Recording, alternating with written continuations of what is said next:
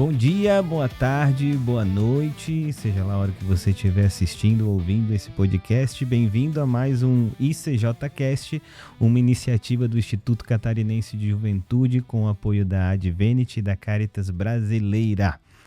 O ICJcast é um podcast feito para que a gente possa debater a temática da juventude e tudo que permeia essa etapa da nossa vida, tá? Hoje nós temos aqui em parceria conosco a Missão Scalabrini Pastoral do Migrante, porque a temática de hoje é muito importante. Nós vamos falar sobre juventude e migração. Para isso, a gente tem hoje conosco o Padre Gabriel Batistella, que é diretor da Missão Scalabrini, e também a Jaskene Cabim, que é migrante haitiana, e Arletes Rojas Álvares, também migrante cubana. Eu não vou apresentar muito eles, porque eles vão se apresentar por si só.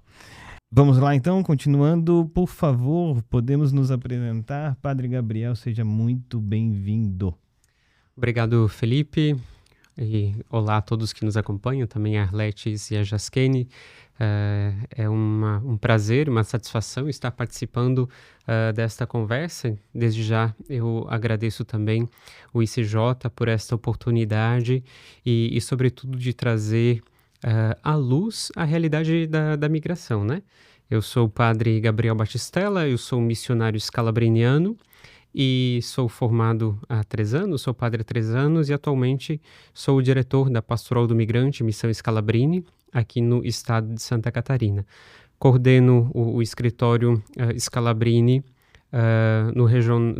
em Florianópolis e também coordeno a Pastoral do Migrante no Regional Sul 4 da CNBB e na Arquidiocese de Florianópolis também.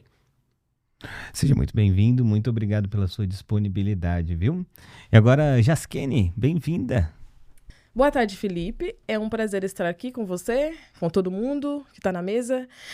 Eu sou Jaskene Cabim, eu sou haitiana e eu estudo administração na Universidade Federal de Santa Catarina e eu trabalho na Pastoral como agente de empregabilidade. Bem-vinda, Jaskene, muito obrigado pela sua disponibilidade. Arletes, bem-vinda. Boa tarde, muito obrigada, Felipe. Obrigado a vocês também. Eu agradeço muito a oportunidade de poder falar da minha experiência como imigrante. Meu nome é Arletes Rojas, eu sou mãe, casada, psicóloga no processo de validação do diploma aqui no Brasil. Moro aqui no Brasil há 3 anos. E aí eu falei que era mãe, mas não falei quantos filhos. Mãe de 2 filhos. Então é isso aí. Obrigada. Obrigado, Arletes, muito bem-vinda. E eu que vos falo, me chamo Felipe Candim, sou migrante também, nasci na Rússia e tenho nacionalidade brasileira e cubana. É uma alegria, uma satisfação poder dividir essa mesa com vocês e a gente poder ter esse momento de conversar sobre esse tema tão importante e que muitas vezes é deixado de lado, né? A gente às vezes conversa nos diálogos do dia a dia, quando a gente fala sobre juventude, a gente tem vários recortes, só que a gente esquece do recorte da juventude e migração. Então acho que é importante a gente trazer à luz essa temática e compreender que tem questões muito específicas, né, dentro desse caminho. E assim, para a gente começar essa conversa aqui, gente, eu queria lançar assim, perguntar para vocês, né, dentro dos fluxos migratórios que a gente já conhece, que a gente tem, essa parcela que é a juventude, que vem migrando, que historicamente sempre migrou, né, eu queria saber de vocês, o que vocês acham que leva, né, os jovens a migrar, a se deslocar, a sair da sua terra, do seu território e ir para um lugar que muitas vezes eles nem conhecem, nem falam o mesmo idioma, com culturas diferentes, né? O que traz esse momento e que a pessoa toma essa decisão para seguir esse caminho? Arletes? No meu caso, e eu acho que é a realidade do meu país. Ficou bem difícil, ainda mais sendo mãe, e teve um momento que eu pensei assim, nossa, não dá para que os meus filhos cresçam do mesmo jeito que eu cresci. A falta de oportunidade, ou seja, é bem difícil ter a formação e ficar com aquela formação, aquela possibilidade, aquela bondade de fazer com o que você sabe e ficar assim. Ou seja, sendo trabalhadora, eu não conseguir e providenciar para os meus filhos o que uma mãe quer, né? Então, eu acho que a motivação principal foi ter filhos. Falei, não dá e bom, isso aí. Já, o que você acha disso? O que leva um jovem no auge do seu momento a fazer uma mudança tão grande de vida? Tá, eu lembro que eu tinha terminado meu ensino médio, né? E quando eu terminei e olhei a estrutura do país, né? Eu vejo a falta de oportunidade, ainda mais para quem já estudou. Então, eu tomei a decisão, falei para minha tia, eu não quero estudar aqui no país, porque depois de estudar, eu não vou poder trabalhar. E o foco, né, o sonho, a pessoa estuda, então, depois de estudar, a pessoa espera um trabalho decente e conseguir também trabalhar na formação dessa pessoa. Então, eu falei, não vou estudar no país. Então, primeira ideia, quando eu pensei em deixar o Haiti, era para vir estudar aqui no Brasil. Você tomou essa decisão jovem, então? Eu tomei essa decisão jovem, porque eu sempre gostava de estudar. Então, para mim, o estudar era sempre o caminho certo. Então, eu sei que o estudo ele pode me levar longe. Então, na minha ideia, assim, na minha cabeça, era eu vou viajar para estudar fora. Eu sei que eu consigo trabalhar na minha profissão. Eu não vou estudar para depois não conseguir trabalhar. Então, essa foi a primeira ideia. E também a gente sabe a situação do nosso país, como que está. Então, pela segurança, eu prezei muito pela minha segurança também, para poder ajudar a minha família, né? As outras pessoas, os meus irmãos, tudo isso. Olha só. Padre Gabriel, me diz uma coisa. Lá na atuação que vocês têm esse trabalho tão importante com migrantes, vocês recebem essa demanda de jovens migrantes?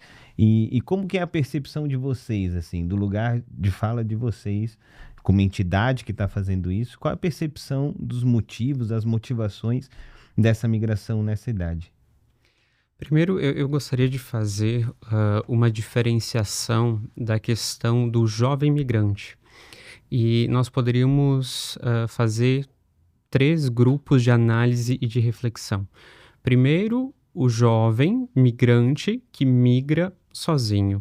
E aqui a Jaskene falou um pouco dela, e ela foi uma jovem migrante que deixou o seu país e veio para cá sozinho. Então, temos aqui uma categoria com uma realidade, com todas as suas particularidades. Depois nós temos o jovem migrante que faz parte de uma família, ou seja, que ele migra junto com os seus pais, junto com o seu núcleo familiar, e ele chega aqui e muitas vezes o desejo de migrar não é dele, mas o desejo de migrar é da família ou dos pais, então ele acaba entrando nessa realidade, nesse sonho também, ele acaba vindo junto com a sua família. E depois nós temos uma outra realidade que a Arletes trouxe, que é um pouco a realidade dela também, que são os jovens que são pais de famílias, porque nós sabemos que nós temos muitos jovens que já têm filhos, já têm a sua família, e eles que migram.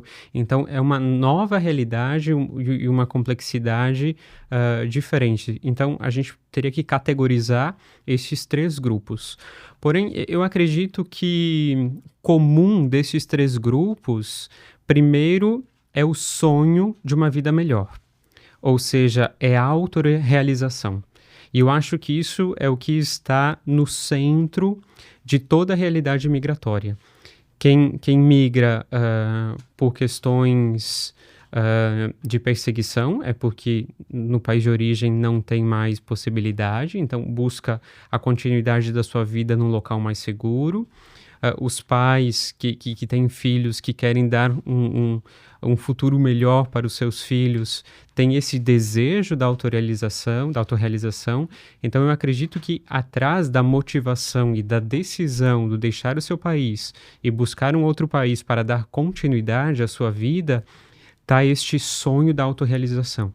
Eu vou conseguir ir num espaço, numa outra localidade, onde que eu consiga trabalhar, aonde que eu consiga criar os meus filhos, aonde que eu tenha acesso à educação, aonde que eu tenha acesso à saúde, aonde que eu tenha acesso aos benefícios e aonde eu posso instituir ali o meu lar, a minha casa, a minha vida.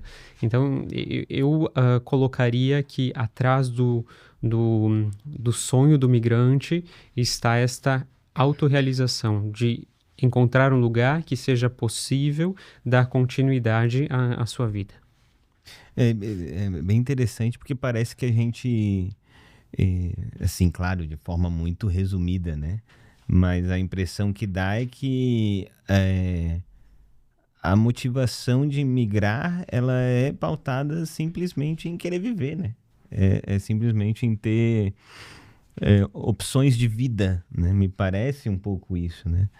E aí me chama a atenção o como que vem crescendo esse fluxo migratório para o Brasil, por exemplo, né? O Brasil não tinha um tempo atrás um fluxo migratório contemporâneo como a gente tem hoje, né? E aí, ainda falando sobre juventude, a gente acabou trazendo aqui, principalmente Jaskene e Arletes acabaram trazendo aqui esse ponto mais pessoal da história de vocês, né? Vocês olhando, né, agora que vocês estão aqui, né, vocês olhando para esses jovens que fazem essas travessias, quais são essas motivações e o que leva esses jovens a deixarem tudo, assim, saindo um pouco da pessoalidade, mas no geral? Está muito pautado nessa questão que o padre estava trazendo, está muito pautado porque as motivações são diferentes. Jaskene diz que é por educação, Arletes por causa da família, mas ao mesmo tempo deixou uma família lá, provavelmente, né? Então, como que vocês percebem essa balança de tomar a decisão, que o jovem tem que tomar a decisão, migro ou não migro, vou ou não vou? Como que vocês percebem isso? Eu acho que eu poderia falar de desesperação mesmo. Eu vou falar um pouco da realidade de Cuba. Eu mesma julgava muito como é que uma pessoa faz uma viagem dessa aí perigosa só por sair do que conhece. Então, eu acho que a pessoa chega num ponto em que não dá mais, sabe?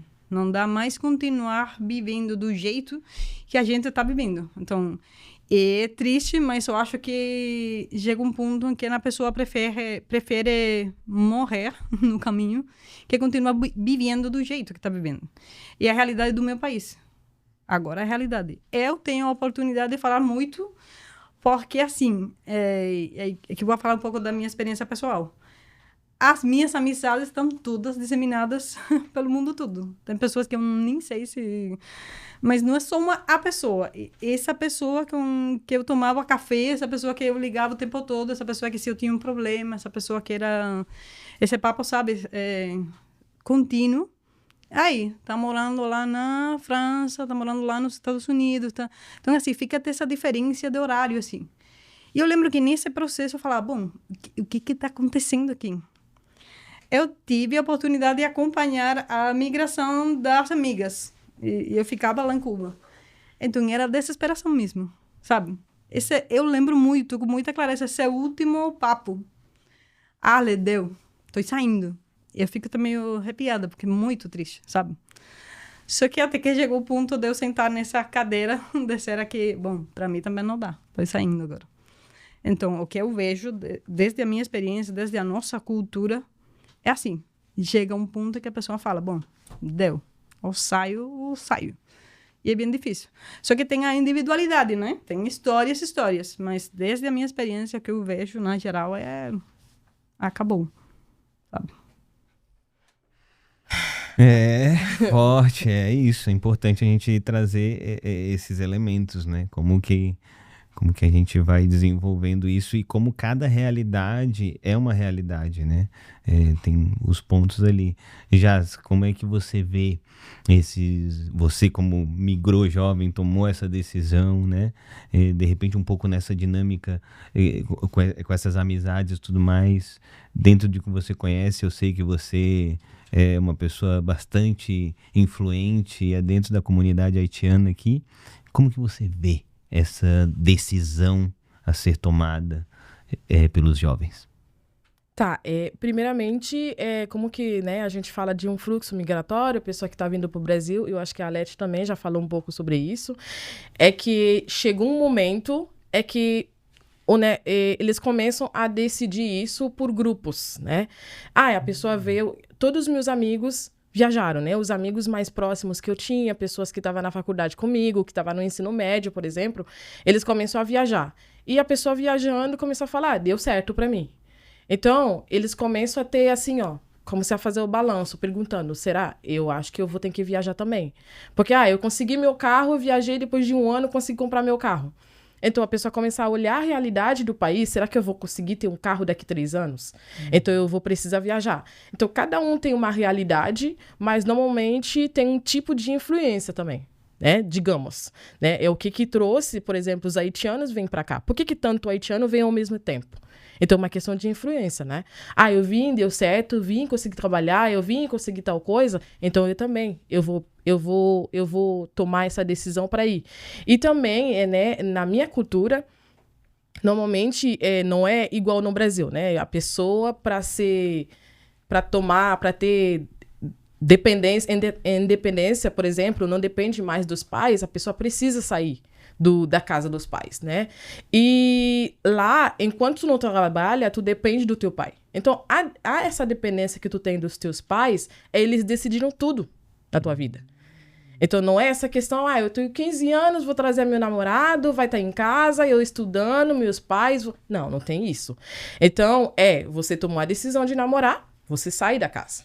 Então, o jovem, ele começa a querer tomar, essas atitudes, né? Eu quero ter uma mulher, eu quero ter minha namorada. Então, todas essas coisas fazem com que na cabeça dele, então eu vou viajar. Porque aqui eu não vou conseguir. Aqui eu consigo sair da casa, sim, ter namorada, mas eu vou ter que sustentar. Será que eu vou conseguir trabalhar? Então, eu tenho que ficar na casa dos meus pais. Então, para eu sair da casa dos meus pais, talvez eu preciso viajar e ter um trabalho e fazer isso. Então, tudo isso, né, é uma questão de cultura, de como que o país, e é uma questão de influência, né? O amigo vai dizer, deu certo para mim. Então, vou querer ir também para saber.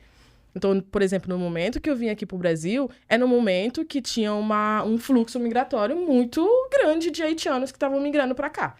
Então, eu falei, se os haitianos estão indo tanto, é porque dá certo ou vai dar certo. Então, eu vou lá, eu vou estudar. Então, tudo isso... É muito, muito, muito interessante ver isso que tira a gente do lugar onde a gente possa olhar muitas vezes e pensar que migração o migrante é uma questão individual, que vocês trouxeram isso muito bem. Não né?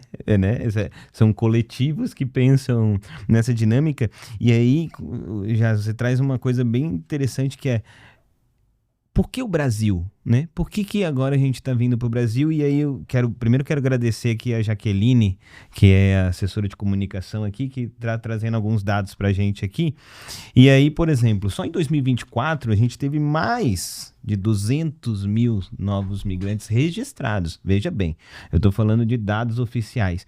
E a gente já sabe, né, que os dados oficiais não refletem a realidade, porque eles estão baseados em bases de dados governamentais que vão partir do princípio de que aquela pessoa que está migrando já se registrou, né, ou já acessou algum serviço, e no atendimento a gente percebe que não é a realidade essa, que muita gente não está acessando esses lugares, né? Então, veja bem, mais de 200 mil pessoas só em 2024, tá? Na faixa etária até 25 anos, os dados do OBMIGA é que mais de 650 mil pessoas nessa faixa etária de 0 a 25 anos, né, estão escolhendo o Brasil. Veja bem, são números expressivos, né?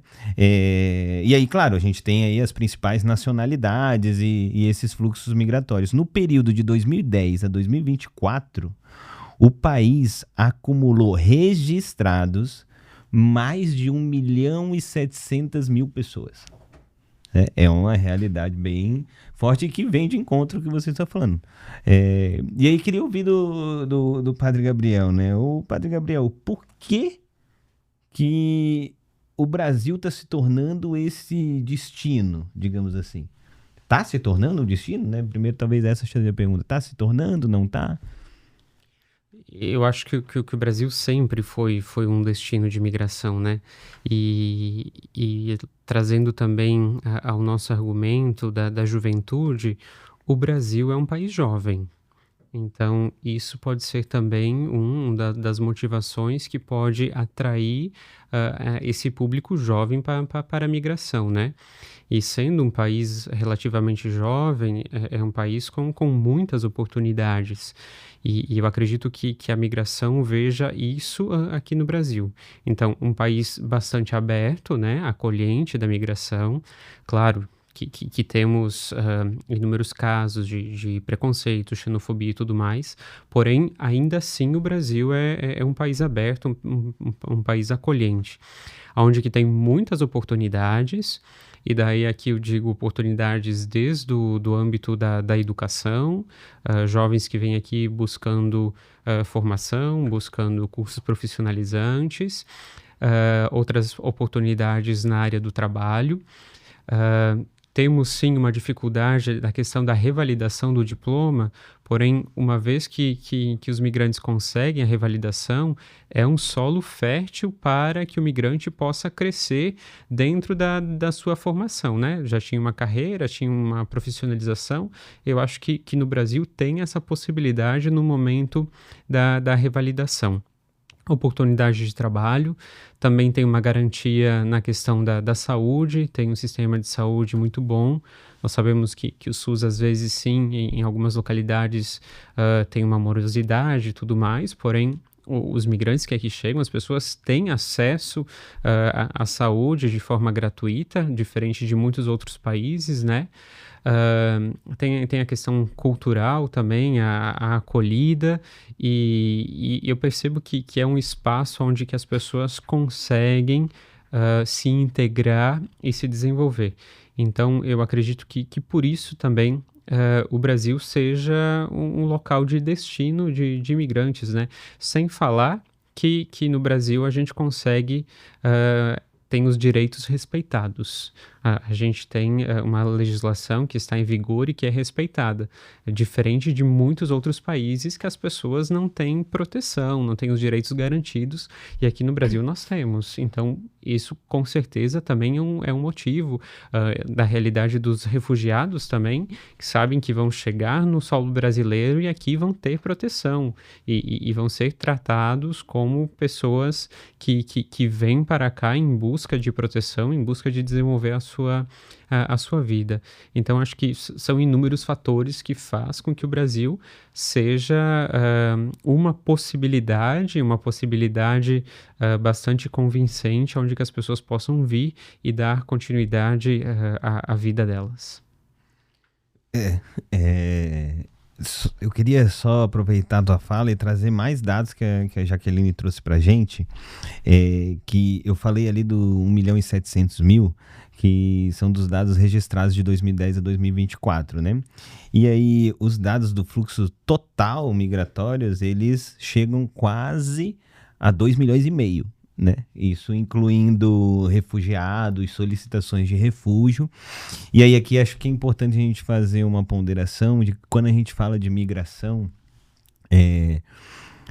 legalmente no Brasil não é tudo igual, assim. E quando eu falo que não é tudo igual é que a gente tem, né, as pessoas que vêm por residência, as pessoas que estão por acordo, por exemplo, Mercosul, as pessoas que vêm refugiadas, né, de situações específicas, né, as pessoas que são traficadas, né, as pessoas que são traficadas, o trabalho análogo à escravidão e por aí vai, né? Então, e cada uma tem a sua especificidade, né? Então, não dá pra gente só pegar todo mundo, botar no mesmo pacote e dizer, todo mundo é migrante igual e do mesmo jeito, né?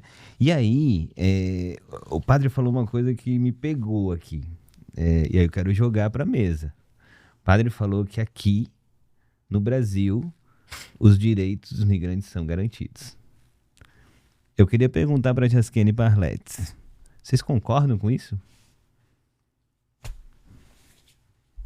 Olha, é que a gente tem, por exemplo, a gente tem a lei e tem a aplicação da lei, né?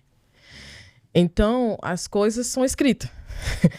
Na prática, se é feito porque a gente fala do Brasil. Então, a gente está falando do Brasil e a gente está num estado e cidade diferentes. Então, cada pessoa que viaja, depende de onde que tá, vai ter uma realidade diferente, né? Porque, por exemplo, se a gente pega emprego, então a gente vai ver os dados, assim, muito grandes de oportunidade de emprego aqui em Santa Catarina, né? Digamos, Florianópolis. Talvez não seja assim em São Paulo, né? E a lei, já tem a lei. Então, precisa aplicar a lei. Então, isso é a pergunta, né? Se está sendo aplicada. Né? Mas o Brasil, como país acolhedor, então tem tudo para dar certo e tem tudo para um migrante chegar aqui e ter uma vida como que a pessoa sonhou. Agora, são os desafios que essa pessoa vai encontrar no caminho, que é a aplicação da lei. Justamente. Eu concordo igual. E eu acho que vai depender muito de quanto... Vou falar da minha experiência, né? De quanto funcionário que tem que aplicar ou se aderir à lei tem internalizada a lei mesmo. Porque, assim, eu posso falar hoje que eu teve sorte. Porque já no momento teve a oportunidade de ter essa troca com outros imigrantes, com a mesma realidade do que eu, só que chegaram no outro momento no Brasil. Então, a história parece que fala de dois Brasils diferentes. Você fica assim como daí não vou falar porque vai achar que estou mentindo, né? Mas eu já teve a experiência de que não conseguiu colocar o filho na escola, quando ela fala que, bom, não só que é direito, senão que dela não colocar, ela pode ser punida, né? Pela lei. Então, como é que uma mãe que está morando aqui há 6 meses tem um filho na idade escolar que está fora? Então, aí eu fico assim, eu falo, meu Deus, o que aconteceu comigo, então? Porque eu não posso ser injusta, né? Eu hoje falo, bom, eu teve a oportunidade de chegar lá na frente do funcionário que tinha internalizado a lei que existe no Brasil, eu consegui colocar eu e meu filho. Aí não foi fácil, mas eu entendo também que o fluxo migratório hoje está sendo muito, e, na verdade, esse papo aqui deve ser justo também, mas é isso aí, tá a lei, e pôr em prática a lei, às vezes fica dependendo do... tem um monte de histórias, mas é isso aí. Justamente, eu queria levar um ponto, né, enquanto ela fala disso, né, e isso leva a um questionamento também, porque muitas vezes, por exemplo, tu vai numa instituição, tu vai procurar um serviço, o problema não é na lei. A aplicação da lei é, muitas vezes, das pessoas que estão trabalhando, que não sabem, né, que não sabem, não vou dizer que não sabem o que está fazendo, mas eles não se formam e não se informam. Né? Porque como que eu vou chegar numa escola se está escrito que a criança tem que estudar e você fala para mim que não? Então, é uma desinformação, a pessoa não procurou saber antes de responder. Então, é justamente isso, a aplicação da lei. Será que eles estão lendo? Será que eles estão indo atrás da lei para saber como aplicar ela? Mas são essas pessoas, infelizmente, que estão num cargo que você tem que ir atrás dessas pessoas que não sabem. Às vezes a pessoa te dá uma resposta, não, sem olhar, e depois tu pega e tu olha pra ele, tu fala, aqui, ó, tá escrito aqui. Ah, tá bom, moça, vou ver. Então, justamente, é a aplicação, né? A gente precisa de pessoas, né, pra fazer a mediação, muitas vezes também, pra entender e ajudar a ter resultados, né? Tô vendo o Padre Gabriel se coçando aqui. Não, exatamente, eu acho que vocês trouxeram muito bem essa realidade, que nós temos a lei, e aqui a gente tem a garantia do direito, onde que todas as pessoas que estão em solo brasileiro têm os mesmos direitos. Ou seja, se o migrante entra no Brasil, está em solo brasileiro, ele tem os mesmos direitos como qualquer outro brasileiro que aqui esteja, né? Então, isso que eu me refiro. Porém, a questão dos serviços e da burocratização dos serviços daí é uma outra história. E daí por isso que nasce a Pastoral do Migrante Missão Scalabrini. E daí nós estamos ali para garantir com que os direitos dos migrantes sejam respeitados. Garantir que os funcionários públicos, os equipamentos públicos possam acolher os migrantes e garantir os direitos deles. E muitas vezes é o que a Jaskene trouxe ali. Tem a lei, tem as portarias, porém os funcionários não sabem, os equipamentos públicos não são informados.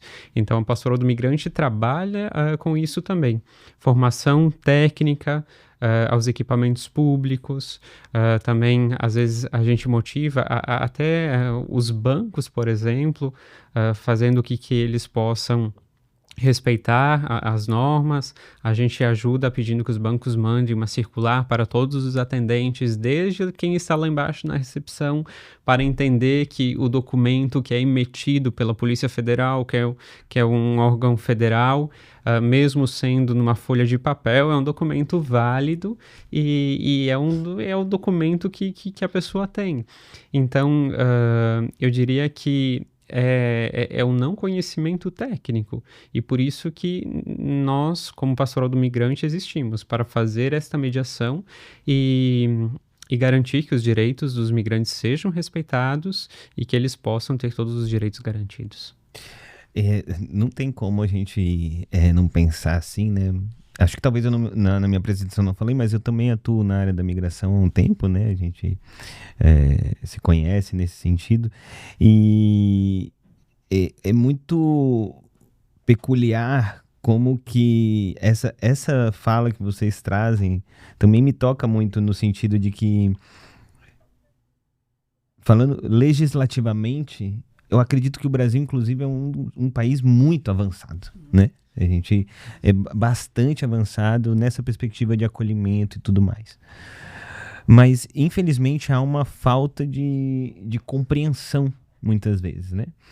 E acho interessante, não tem como eu não trazer isso aqui, porque é interessante. Por exemplo, acesso à saúde, né? Se a gente não sabe, o pessoal fica em casa sabendo que saúde no Brasil é direito e acesso para qualquer pessoa. Não importa a renda, não importa a idade, não importa a nacionalidade, não importa. É acesso para qualquer pessoa, inclusive sem documento.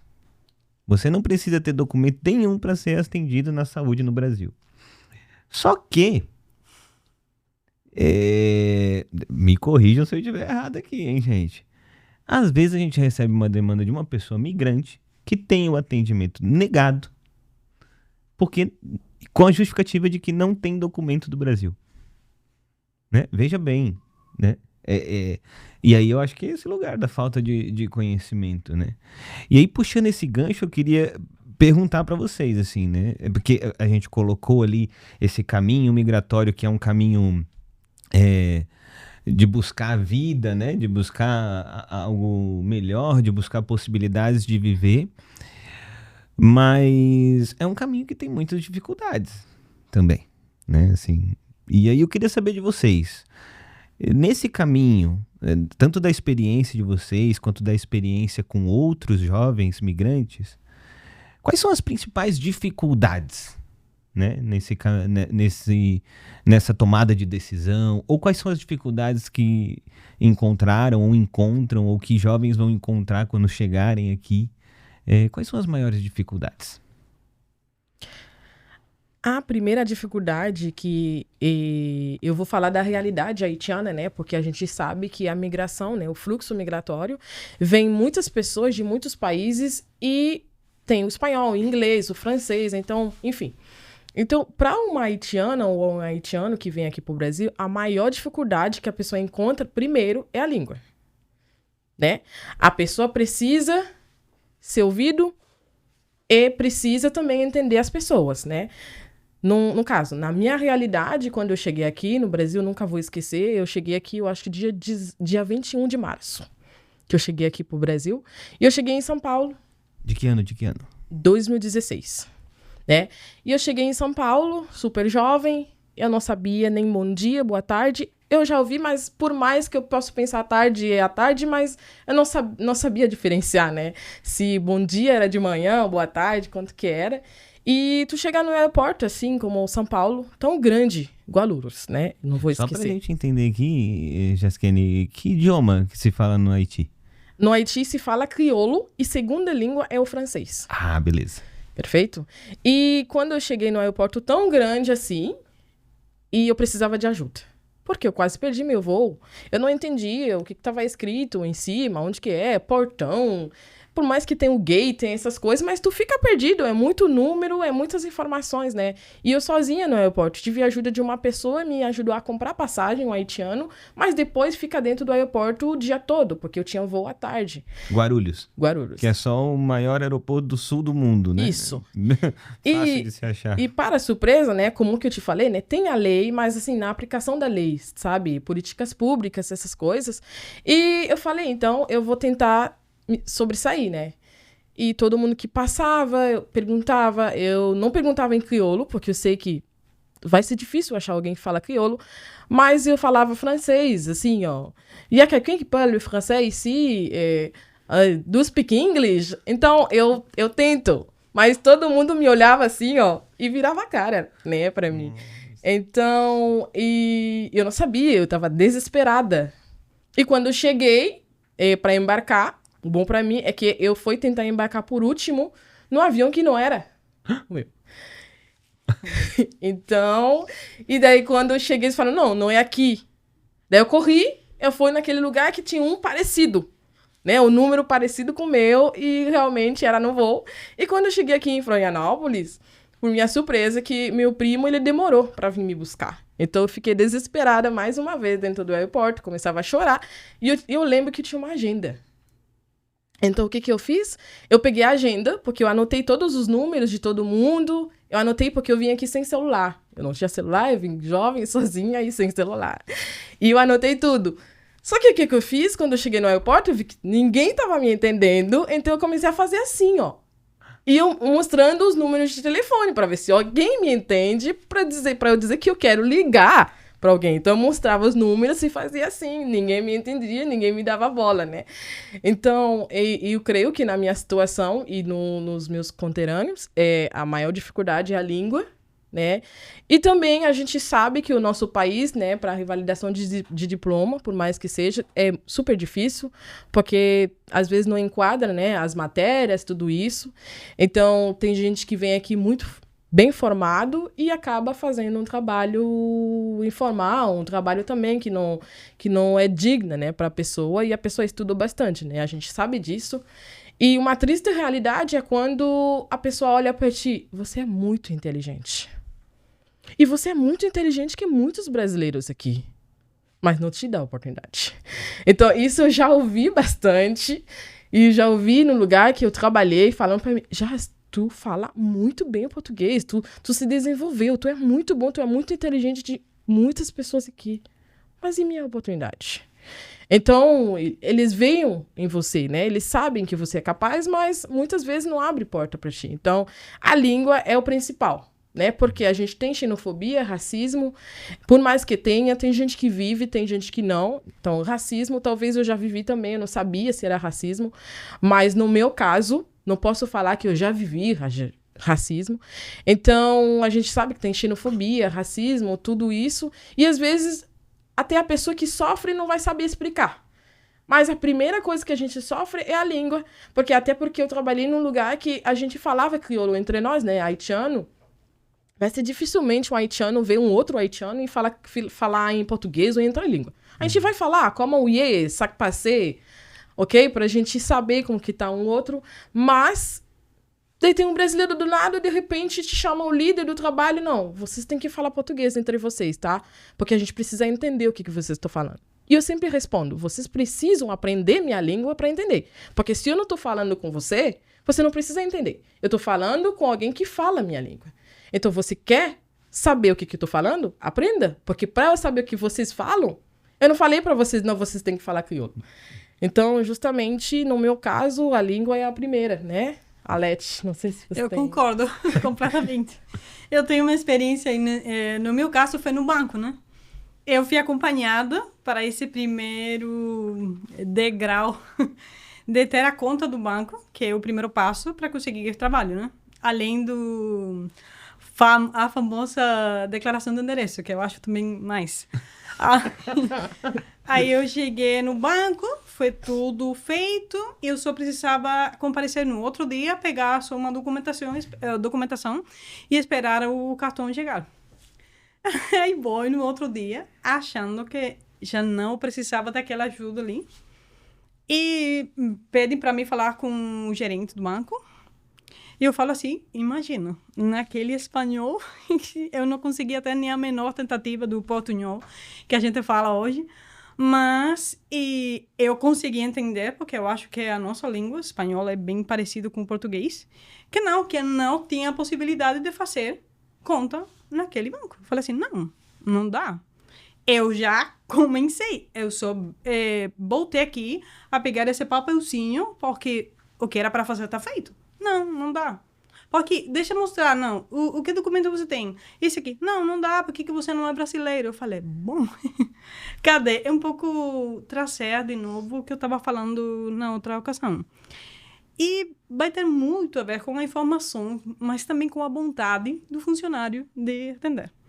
Eu lembro que eu fiquei assim, bom, eu posso ligar para uma pessoa que fale português, talvez eu não esteja me explicando do jeito certo. E falou, não, por protocolo eu não consigo falar com ninguém. Tá bom, eu vou falar com a pessoa que sabe e vou tentar trazer. E ficou aquela desesperação, ele assim, quase bravo, parou, falou, nem sei com quem falou e voltou com o papel. Ou seja, já estava rolando, já estava o papel, só que esse dia ela achava, não sabia, não queria, mas eu me deparei com aquilo, ser eu, imigrante, que chega sozinho, e então, como é que fica? E assim, poderia se pensar, bom, conta do banco, mas isso aqui é preciso ter conta do banco. Está falando de uma imigrante com 2 filhos, já ser mãe aqui um reto, eu acho, porque não dá para trabalhar mãe que só consegue ter creche que é até meio-dia. Ninguém dá trabalho isso meio-dia. Então, toda a responsabilidade de trabalhar, naquele caso, era do meu marido. Como é que vai ficar a nossa história se ele não consegue nem fazer a conta do banco quando eu cheguei lá com aquela informação? Porque com o filho, eu fiz essa viagem, mas eu procurei muita informação antes. Bom, aí a educação é de graça, tá bom. Aí. a saúde é de graça, tá bom. As vacinas são muito parecidas com as nossas vacinas, porque assim, para um cubano, não colocar vacina é aquilo e delito. Então, assim, e como é que tu chega e é uma questão no Google, na lei feita, na fala, mas na real fica bem difícil. Então, dá para acreditar essa história que é mais triste ainda. Porque tem muita história triste de imigrante aqui no Brasil. Tem muita história triste de imigrante profissional, de imigrante com experiência. Vou falar do meu caso, vou falar do geral. E você fica assim, naquilo. Então, eu acho que a primeira questão é a língua. E o difícil, que é ter deixado a sua história atrás, começar de zero e ficar refém do funcionário do momento, tá? É difícil. Ficou aí uma dica também, né, Felipe, que a gente pode, né, falar para as pessoas, é justamente a questão de mediação, né, cultural, tudo isso. Então, a pergunta seria, se você, como brasileiro, né, ajuda um haitiano, porque eu já vi, um haitiano ou qualquer pessoa que vem de outro país, porque eu já vi lugares que a pessoa tem dificuldade de falar, a pessoa liga para alguém que fala a língua e eles recusam. Não, a gente não pode responder. E a pessoa fica na mão, né? E a gente chega nos lugares, porque tem as partes bons, né? A gente chega nos lugares também que a pessoa pega o celular, começa a colocar no Google, ajuda, né? Porque a gente tem ferramenta para isso. A gente precisa ter uma mediação. Então, se você fala um pouco de crioulo, o aprende, eu acho que por um país como o Brasil, eu acho que isso mais ajuda do que atrapalha, né? Porque o brasileiro, ele já tem só uma língua. Então, imagina um país desse tamanho, que é muito acolhedor, que tem um tamanho de imigração, fluxo migratório. Então, as pessoas precisam também, assim, fazer um pouquinho, sair um pouquinho também da zona de conforto para ajudar o outro e aprender, né? Como que tem muitos brasileiros que já aprendem muitas palavras. Bonjour, bonsoir, sac passé. Então, é um tipo de ajuda que não vai atrapalhar o brasileiro, também ajudar uma pessoa que fala inglês, então você vai aprendendo enquanto está ajudando uma pessoa, todo mundo está aprendendo junto. Então, acho que isso fica de reflexão, né, para as políticas públicas, ou, não sei, nos estudos, nas escolas, né? Aprende para o brasileiro e aprende também as outras culturas, porque se o Brasil recebe, também tem que aprender. Ali a gente entende que muitas vezes o migrante, quando ele está na sua pátria, na sua casa, ele, no sonho do migrante, às vezes ele pensa que a maior dificuldade vai ser cruzar a fronteira. Eu acho que todas as pessoas também que já saíram do seu país, já viajaram para outros países, assim, estudam o que vão dizer ali na imigração, aqueles que vão de avião, né, quais documentos, se está tudo em ordem e tudo mais.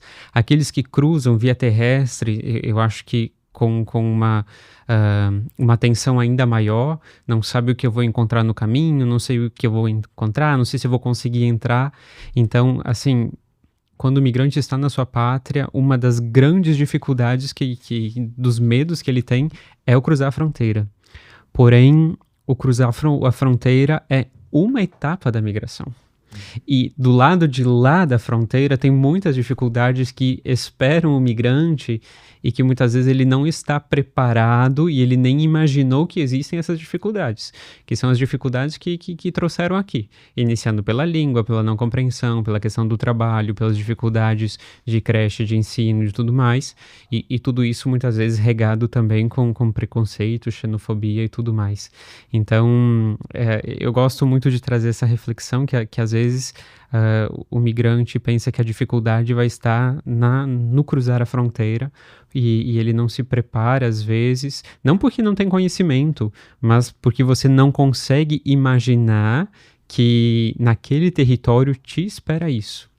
E muitas vezes eu tenho amigos no território, tenho familiares no território e também eles não contam todas as dificuldades. Também para que a família não entenda que ele está passando por dificuldades também. E também para motivar que a família possa vir também. Então, são essas dificuldades que muitas vezes, esses desafios, que muitas vezes ficam velados e o migrante chega e encontra já toda essa realidade no território. Bom, bastante desafios, né? A pergunta era sobre os desafios, os principais desafios, e a gente vê que essa questão da língua, da interculturalidade, ela acaba pesando bastante, né? E daí acho que é importante também trazer aqui, e aí volta lá atrás quando a gente estava falando sobre termos, legislação, mas não necessariamente ela ser aplicada. Para quem não sabe, quem está aí em casa, no carro, seja lá onde você estiver, no Brasil a gente tem uma lei de migração, né? E aí eu vou trazer um pouquinho para cá, para a realidade de Santa Catarina. Nós estamos em Santa Catarina, no estado de Santa Catarina, e aqui nós temos uma lei estadual também de migração.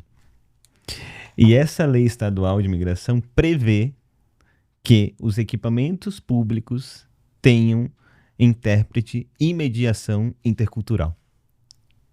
Aí eu tô olhando para Jaskene aqui porque é esse lugar, ou lá no banco, o caso do banco, né, que é, para além de não providenciar a mediação intercultural, por vezes nega o atendimento com uma única justificativa, que é não tem uma barreira aqui, então não vou fazer.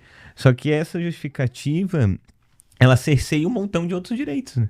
Porque dali para frente você termina o diálogo, né? Então como é que faz? Só que a lei prevê, né? A lei prevê. E aparentemente, pelo relato aqui, não temos esse tipo de atuação, e é o que é triste, né? Então aqui voltamos lá naquele assunto, né? Mas ainda dentro dos desafios, a gente falou muito sobre essa questão linguística e cultural, e aí queria perguntar para vocês, no que tange a regularização migratória, e aí estou falando de burocracia, documento, como que é o processo? Para o pessoal que está em casa também, o pessoal que está escutando, assistindo, no Brasil, todo mundo tem que ter documentação, né? No Brasil a gente tem o RG ou o CPF, né? E quando os migrantes vêm para o Brasil, eles também têm um registro nacional migratório, que também é feito. Queria saber para vocês, nessa parte de regularização migratória, documentos, burocracia, é tranquilo? É uma dificuldade? Não é uma dificuldade? Como que é? Bom, eu posso falar da minha realidade hoje, a minha documentação ainda, no seu caso de Jazz, e é provisória, né? Então, precisa ser feita essa troca todo ano. Eu tenho uma experiência muito simpática, porque eu só consegui ter a renovação 2 anos depois.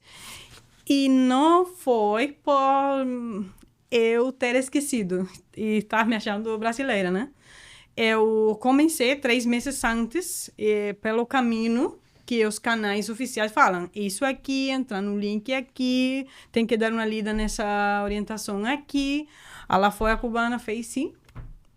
Não deu certo, mas não deu certo 1 ano. Então, assim, eu agradeço muito, e por isso eu iniciei falando da minha gratidão, né, em ter essa oportunidade aqui, porque graças a instituições como lá no seu caso, e que o imigrante consegue. Mas é muito interessante como acontece só pela mediação de essas instituições, graças a Deus, estão aí para ajudar o imigrante. Eu fico pensando assim, bom, então como é que fica para o imigrante que não conhece, porque não conhece? E você volta lá no Google e a instituição tem um jeito de fazer. Você faz daquele jeito e não acontece. E eu estou falando que não acontece porque não aconteceu comigo, mas não aconteceu com aquele amigo, mas não aconteceu com aquele. E a gente fica assim, não, vai lá, vou passar para ti aquele contato, porque tem mais de uma pessoa que estou morando há 6 meses e não consigo. Então, como é que fica? Como é que fica a oportunidade de colocar uma criança na escola, na creche, sem a documentação? Então, aqui eu acho que preciso falar também da declaração de endereço. É muito interessante. Como é que eu, pessoa física, chega lá aquela instituição para renovar a minha documentação, eu só existo se eu tenho uma declaração de endereço. Então, eu fico pensando, como é que fica para aquele imigrante que não conseguiu a documentação para fazer o cartão no banco, para começar a trabalhar, para pagar o aluguel que mora na rua?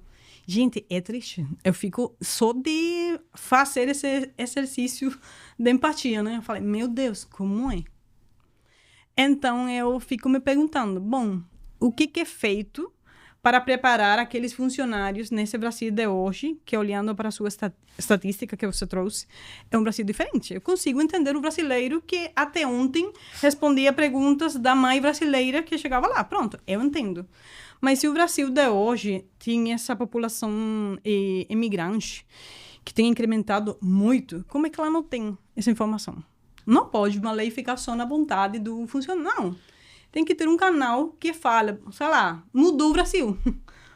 Vai ter esse incremento aqui, desse tipo de pergunta aqui, e esse aqui é a resposta. Então, parece que nada acontece. Ou acontece assim entre a gente, você que está morando mais tempo, será que você consegue me orientar? Mas como é que é? Como é que a orientação vai chegar desse jeito assim?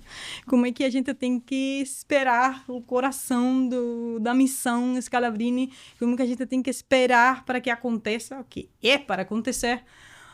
Só através da Caritas, sei lá. Enfim, eu penso assim, falo, é difícil. É difícil.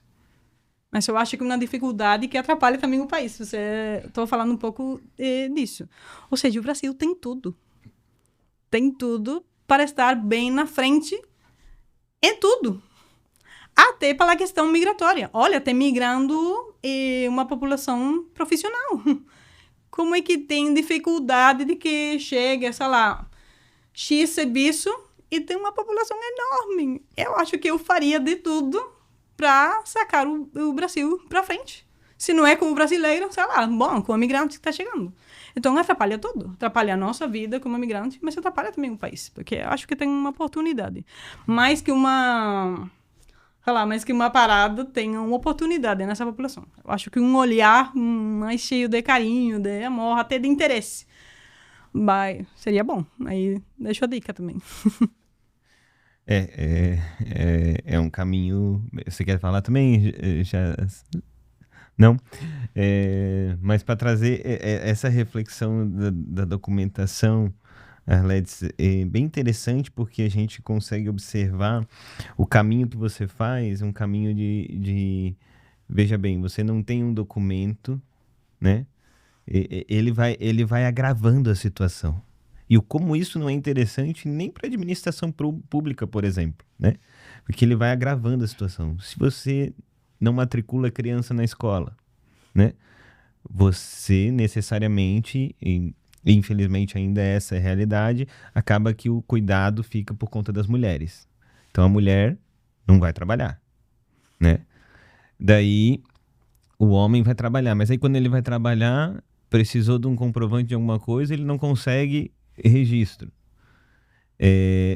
Tem que pagar um aluguel, porque essas pessoas não têm habitação aqui.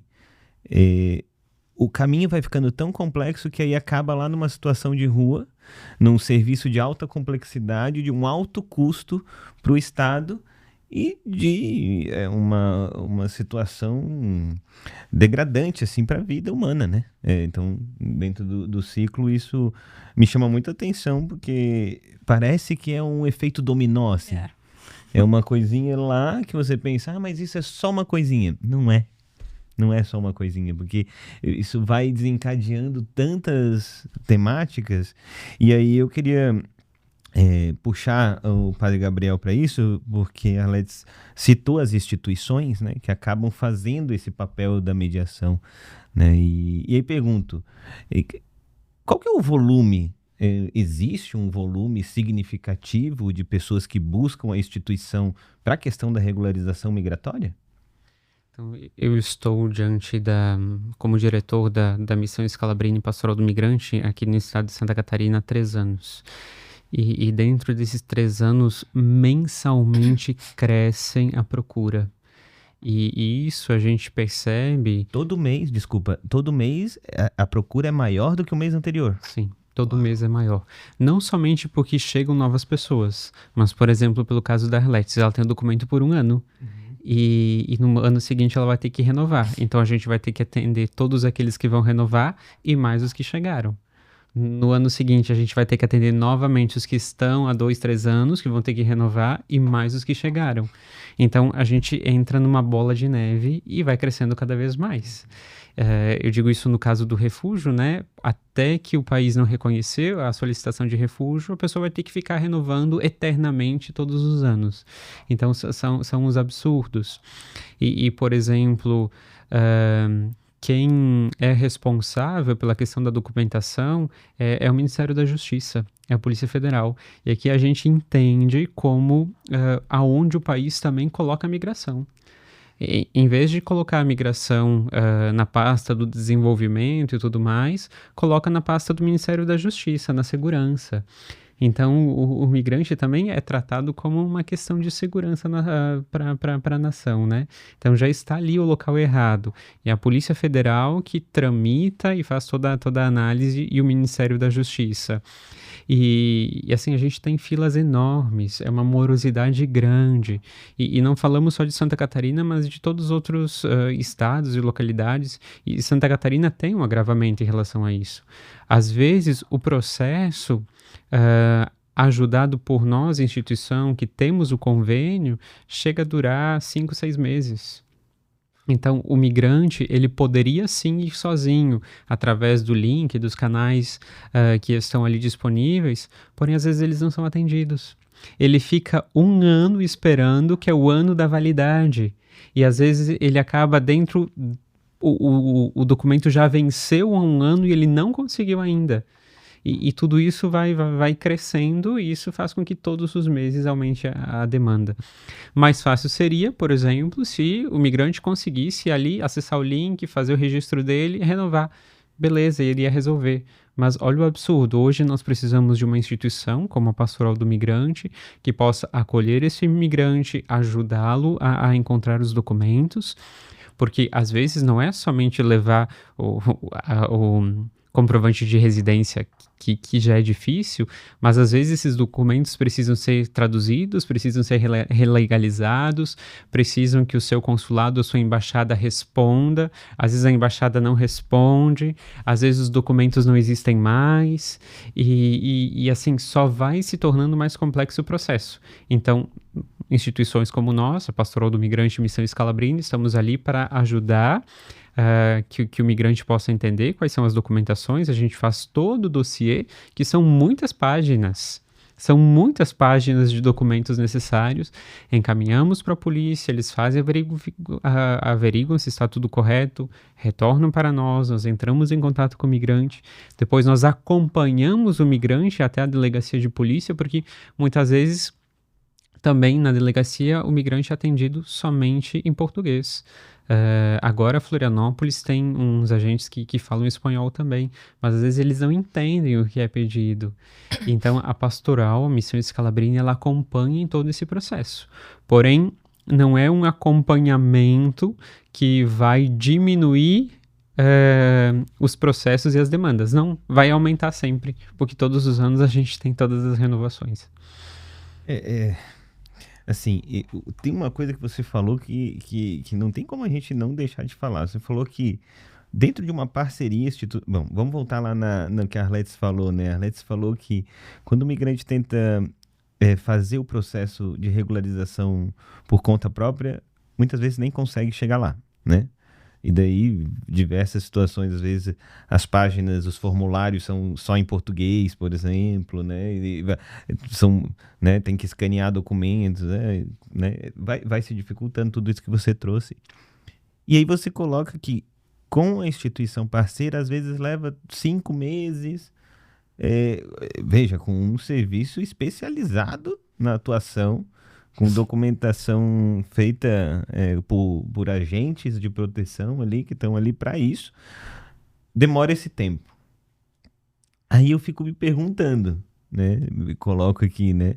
Fico me perguntando, se a pessoa não tem documento, ela não consegue trabalhar, não consegue emitir a sua carteira de trabalho ali, né? Se a pessoa não tem documento, como é que fica o acesso às políticas públicas? Moradia, um contrato de aluguel como imobiliária precisa de documento, né? E nesses 5 meses, o que essa pessoa faz? Como que fica o acesso à educação? A Arletes trouxe a questão das crianças, dos filhos, mas trago aqui a questão dos jovens, né? Como é que eles vão ter acesso à educação se são 5 meses para conseguir? Como é que eles vão garantir esse direito? Como é que vão garantir o direito ao acesso à saúde, né? E aí, falando disso, eu quero citar aqui uma psicóloga cubana, que eu aprendi com ela isso, tá? Que fala sobre a ponte, sobre o que a gente deixa do outro lado no trajeto da migração e o que a gente coloca lá. E, por graça, essa psicóloga cubana está aqui na mesa, então ela vai poder falar ela mesma. Mas eu queria trazer a questão aqui, com todos esses desafios, como é que fica a questão da saúde mental desses jovens? Romper vínculos, fazer um trajeto, chegar num lugar e se deparar com todos esses desafios. Como é que fica a questão da saúde mental desses jovens? Bom, eu acho que é um desafio muito, muito forte, porque assim, e o fato de migrar já por si traz uma questão, a gente fala do famoso duelo migratório, né? Ou seja, só o fato de eu deixar a minha realidade, o meu país, sei lá qual fosse a motivação. Porque, assim, o ideal seria que tá falando dessa imigração, que é bom, é um sonho, eu sempre quis morar no país da novela, mas, infelizmente, não é a realidade. Ou seja, até quando a motivação seja isso, sonho, estudo, sei lá, viajar. E sempre traz essa questão do duelo, né? O que foi perdido, o que foi deixado para trás. Mas imagina como é que acontece no cérebro do jovem, pensando o jovem ser humano que está se formando e esse planejamento do futuro, porque é a idade no que acontece, geralmente. Ou seja, esse momento que você fala, já esqueci um pouco isso aí. Bom, eu quero fazer, ou estudei bom, ou vou estudar bom fazer. Então, tá toda essa fantasia, toda essa vontade, toda essa fortaleza na mente, no cérebro do jovem. Sei lá, não consigo me país. Vou lá. Foi. Mas, deixo a minha língua, os meus pais, o céu, toda minha rede de apoio acabou. Mas vou lá, atrás do sonho. E você chega lá e cadê a rede de apoio? Cadê a possibilidade real? Então, dá para pensar que como cair num buraco. Ou seja, é só frustração, é muita ansiedade. Eu posso falar da minha experiência pessoal. Eu acho que eu virei outra pessoa. Eu ficava muito irritada. Eu acho que eu trouxe esse exemplo lá. Eu ficava brigando com o meu filho, porque ele só falava português.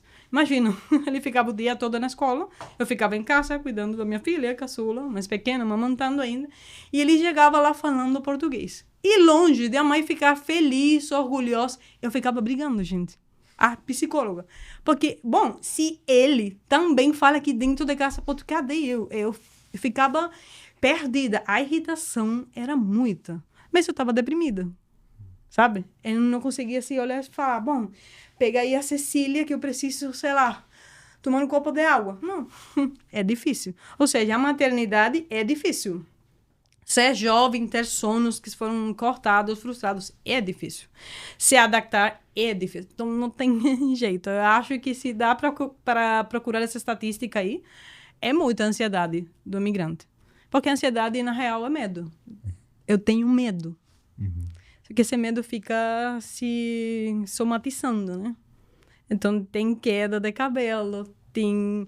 Eu teve a oportunidade de acompanhar como terapeuta. Todos os meus pacientes são imigrantes. E eu acho que não tem um que eu não fale que tem gastrite. E é muito interessante.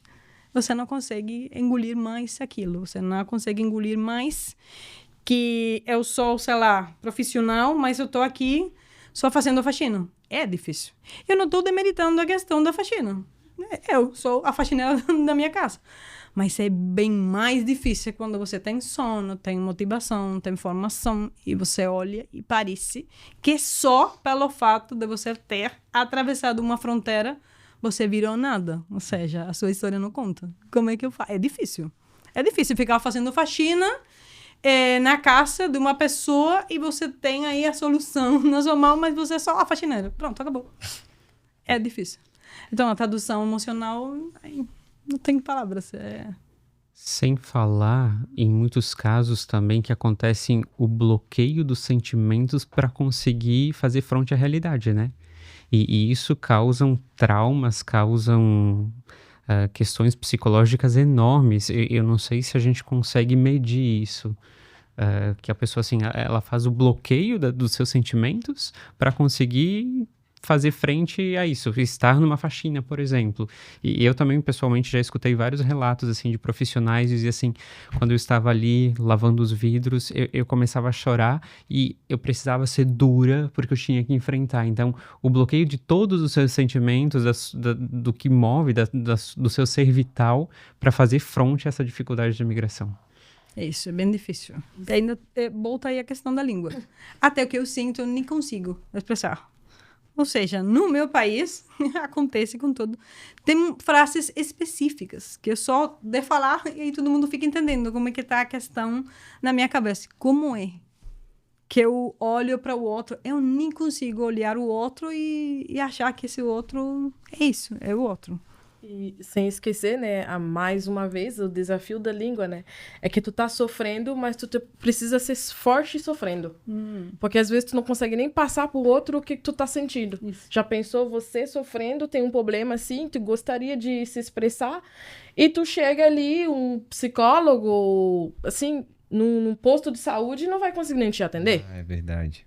Nossa. Tu não consegue nem se expressar, então tu tem que ser Ok. forte e silencioso ainda. Porque tu tem que ficar aguardando tudo e ser forte porque tu tem que trabalhar pra trazer a comida na mesa. Então, isso entra em questão mais uma vez, a mediação, né? Aonde que tá isso? A saúde mental, então, de uma pessoa que não consegue se expressar em português? Então, né?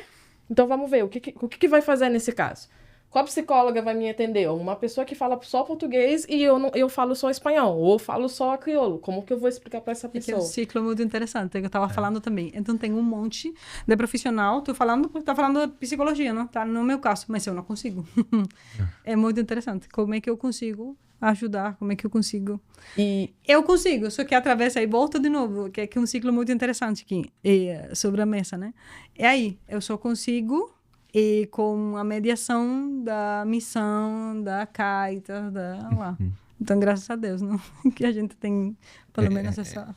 É uma realidade bastante específica, né? E assim, é claro, e a gente sabe muito bem que nós aqui, em uma horinha de podcast, não vamos conseguir dar conta de todas as facetas e todos os pormenores que migrar, né? E que migrar nesse momento da vida, né? Nesse lugar de jovem e de juventude, o quanto que isso é impactante, né? Só nessa pequena conversa a gente já consegue perceber essas situações. E aí, a gente foi falando, foi trazendo, não tem...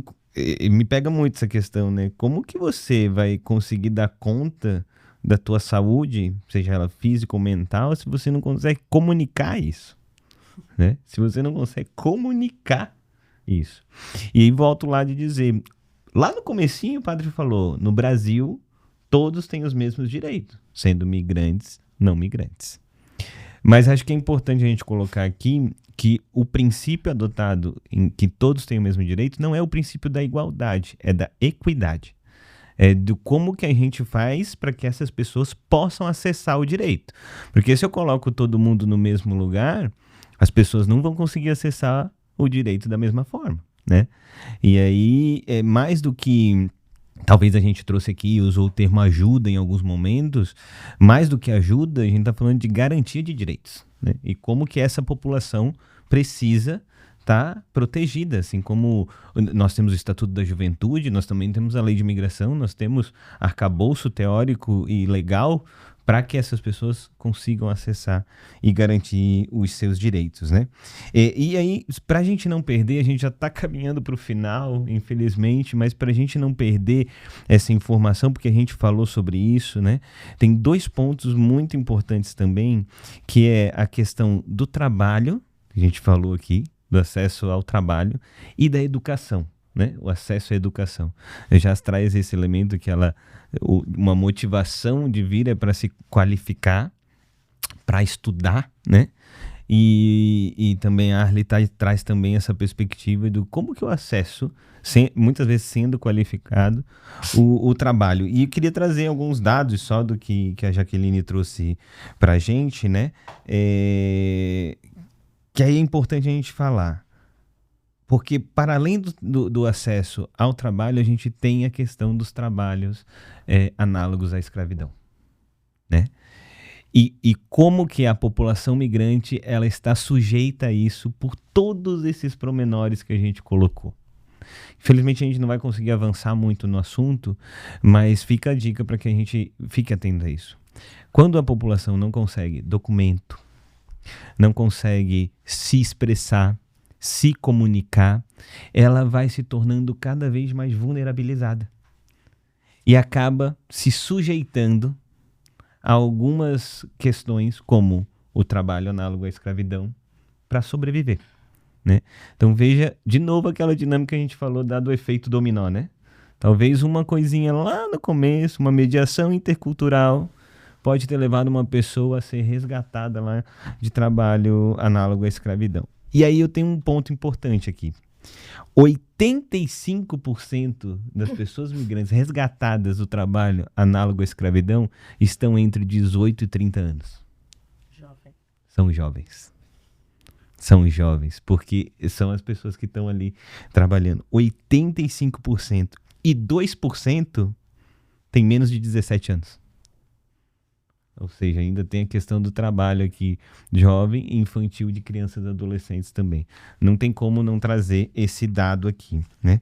E no acesso à educação, mesma coisa. Acho que a Arlete já colocou ali a questão do acesso à educação. Como é que a gente matricula uma criança se não tem documento? Aí lá na Secretaria de Educação exigem um CPF, que a criança só vai ter esse CPF daqui a 8 meses. Pelo processo legal. Até lá ela fica lá, né?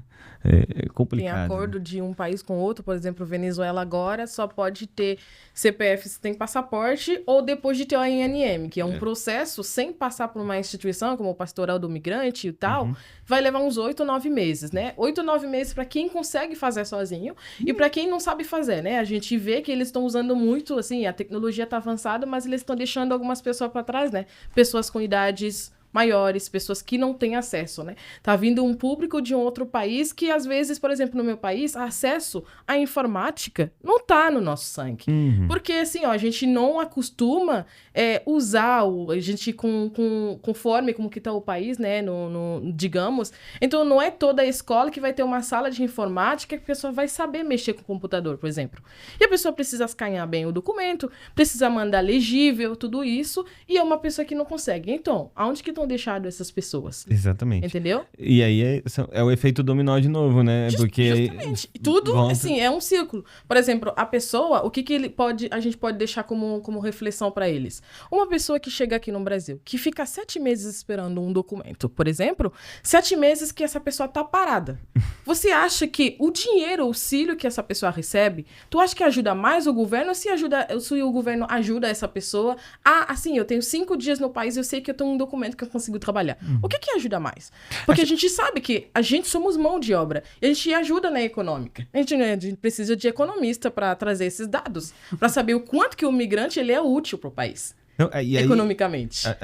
É um ponto muito importante isso, né, Jas? Porque aí você vai colocar ali, tem uma falácia, às vezes, uns comentários assim, que eu sinceramente não sei de onde é que vem, mas que a gente precisa combater. E é aquele comentáriozinho assim, mas veio pra cá, não quer trabalhar.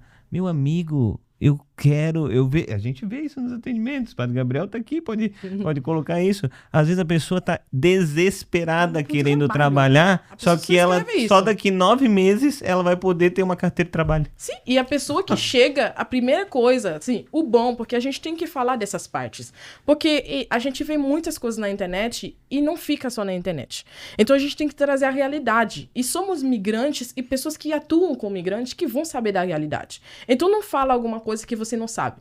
Porque a maioria das pessoas que eu vejo hoje em dia que chega no país não fala pra mim, eu preciso de um auxílio. Eles falam que a primeira palavra, eu preciso de trabalho. Olha assim. E eles nem falam de documentação. Eles falam que eu preciso de trabalho, porque muitas vezes eles podem pensar para ter a documentação tem que pagar, por exemplo. Aí tu pede pra pessoa uma declaração de residência, uma pessoa que chega no país, que não tem condição de alugar um hotel, como que a pessoa vai ter endereço? Então, tu exige a declaração de endereço para uma pessoa ter documento. E uma pessoa que não tem casa, que tem lugar para onde morar. Então, enquanto não tem essa declaração de residência, o documento não é processado. Então, a gente precisa rever os processos, né? Só uma questão, ela é trágica, mas ela acaba sendo cômica. Outro dia nós tivemos um migrante que ele foi na Receita Federal para fazer o seu CPF.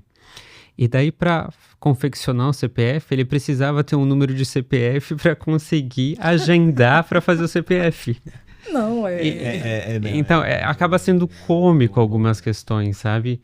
E eu gostaria de trazer também uma breve reflexão sobre um outro grupo de jovens estudantes. São aqueles jovens que vêm para o Brasil com bolsa. Jovens internacionais que vêm no Brasil em intercâmbio com bolsa. Chegando aqui, por não conseguir um CPF, não conseguir o documento, eles ficam sem receber a bolsa. E daí a gente... Volta o ciclo de novo. Isso. Eles ficam em situação de vulnerabilidade porque eles não conseguem abrir uma conta no banco para receber o auxílio para eles sobreviverem. Então, sempre volta nesse efeito dominó por questões burocráticas.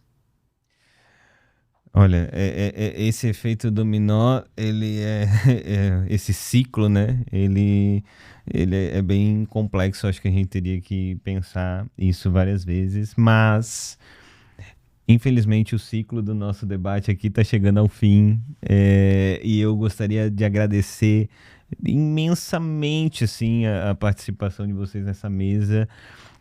Acho que a gente conseguiu conversar e dialogar. Espero que você em casa, Jaskene falou aqui no final, procure se informar um pouquinho, não reproduza coisas que não fazem sentido, porque nós estamos lidando com vidas, sonhos, expectativas, e acho que isso é uma questão muito importante. Vamos caminhando para o final, mas antes de acabar eu queria muito dar a possibilidade de vocês fazerem as considerações finais de vocês, né?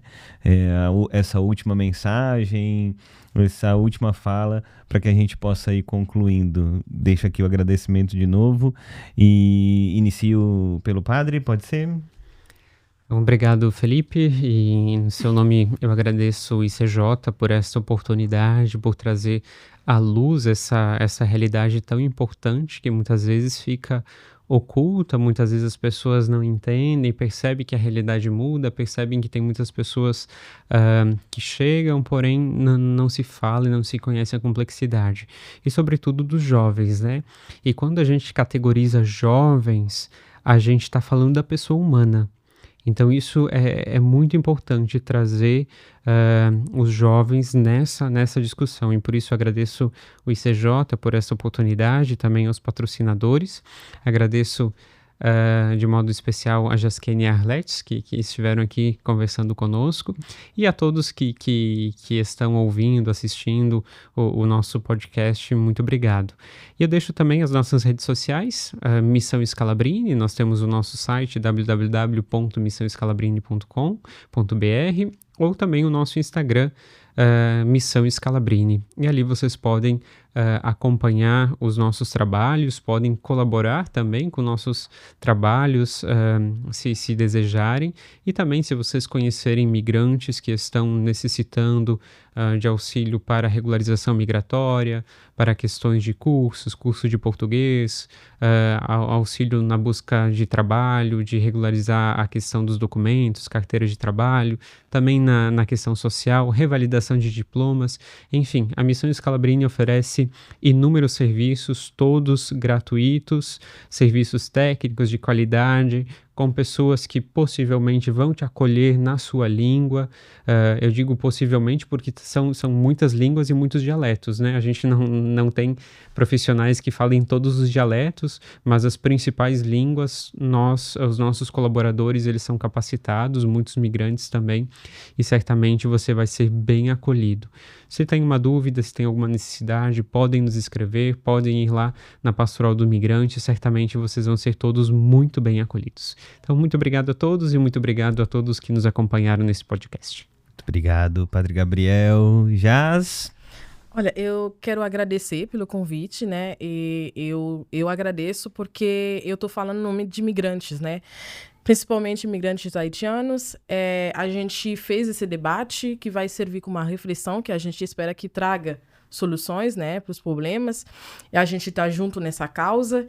E cada vez que eu tenho a oportunidade, vou agradecer também pelo apoio incondicional, porque eu sou uma pessoa, assim, que teve muita sorte, né? Eu sempre encontro pessoas no meu caminho que me ajudam. Questão de língua, tudo que eu preciso. E também agradecer uma instituição como o Pastoral do Migrante, também. Eu tive a oportunidade de fazer a minha documentação, de fazer a minha naturalização, que ainda não saiu, está no processo. Então, eu agradeço às instituições, como a Pastoral do Migrante, que ajuda os migrantes.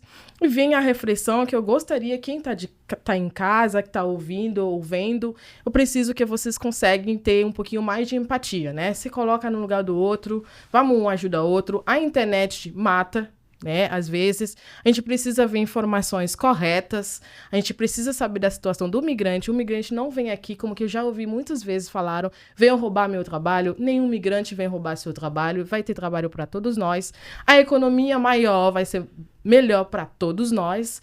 Então, mais uma vez, Felipe, obrigado pelo convite. Cada vez que eu vou ter a oportunidade de falar, então vai ser sempre um prazer para eu representar o meu país, representar as pessoas que não têm lugar de fala. Então, obrigada, especialmente também o Padre Gabriel e você, Arlete, também, obrigada. Jaskene, muito obrigado. Arlete? Gente, muito, muito, muito obrigada. Eu sou muito grata pela oportunidade de falar no nome dos imigrantes. Fazer essa voz que está aí na rua, né? Porque você fala muito. Eu acho que a gente não colocou nada que não seja falado no dia a dia da vida do imigrante mesmo. Então, eu acho que tem sido uma oportunidade maravilhosa. Eu sou muito grata aos três. E eu acho que a dica que eu deixo é que pensar em migração e pensar na categoria humano. Gente, é seres humanos, são sonhos, são vidas emigrando, são intenção ou aquela busca de oportunidade de um humano. Então não tem como outro humano ficar-se por fora, só porque a gente fala outra língua, só porque a gente tem outra realidade, outra história, outra cultura. Eu acho que no final todo mundo fica dentro, né, dessa categoria enorme, que é a humanidade mesmo. Eu acho que é só dar esse saltinho e falar, bom, é a gente humano, pois bem-vindo. Enfim. Obrigado, Arletes. Eu quero deixar aqui enquanto eu vou fazendo a minha última fala aqui, eu quero deixar para vocês aqui, eu sei que o Padre Gabriel também fala outros idiomas, né? Mas pense em deixar aqui, Jaskene, Arletes, a gente falou sobre muitos desafios e tudo mais, né? Então, para finalizar, que vocês possam falar no idioma de vocês, né? Com a cultura de vocês, com a perspectiva de vocês, uma mensagem curta, bem curta, mas de esperança para as pessoas e para os jovens que migram todos os dias no nosso mundo e no Brasil também, que vocês possam ter esse tempo. Podem ir pensando que eu vou finalizando aqui alguns pontos aqui. Padre Gabriel, também sinta-se à vontade. Mensagem bem curta, tá? Para a gente finalizar. E assim eu quero agradecer a todo mundo que está escutando, assistindo o ICJcast. Esse podcast tão importante para refletir temas tão importantes acerca da juventude e hoje tratar dessa questão que a gente precisa refletir, acho que está mais que evidente isso, que é a migração, né? Entender que há questões específicas sim e que a gente vai precisar muitas vezes se debruçar sobre essa temática. Não é em 1 hora de podcast, nem mesmo em 1 semana. Nós vamos precisar nos aprofundar para que pessoas possam ter os seus direitos garantidos todos os dias e para que jovens possam viver a sua juventude plenamente, certo? Já pensaram na mensagem? Eu tenho uma mensagem. Quem beleza para molir. Se puede. É difícil, pero se puede. Giovani, non avete paura di vivere i vostri sogni e di desiderare le cose migliori per le vostre vite nel luogo, nel paese dove voi avete scelto per vivere e per portare avanti la vostra vita. E com essas mensagens a gente encerra o ICJcast de hoje. Muito obrigado pela sua participação. Vai lá, aqui embaixo, em algum lugar, nos comentários, em algum lugar vai estar as nossas redes sociais. Entra lá, @ICJ, o nosso site, www.icj.org.br. Siga nas redes sociais, compartilhe esse conteúdo, leve para pessoas esse conhecimento, debata nas suas comunidades sobre essa temática e conte com a gente para poder sempre garantir os direitos dessa população. Muito obrigado e até a próxima.